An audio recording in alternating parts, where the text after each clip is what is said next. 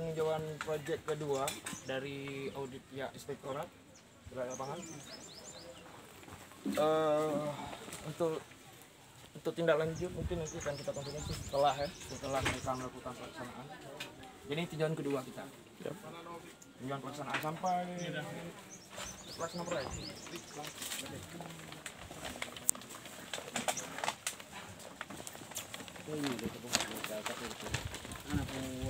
Jadi pemirsa nanti kita akan coba melihat draftnya juga konfirmasi langsung pada pihak yang melakukan tugas dari inspektorat.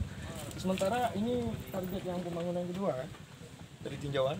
Jadi lebih lanjut nanti kita lihat di ujung sana lagi mungkin ya. Spesifikasi.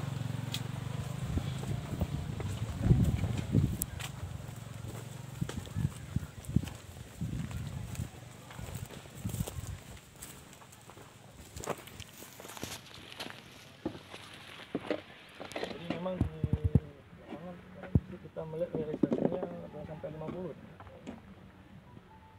Jadi di speknya nanti kita lihat langsung nanti dengan data rapnya. Untuk track kedua kita stop.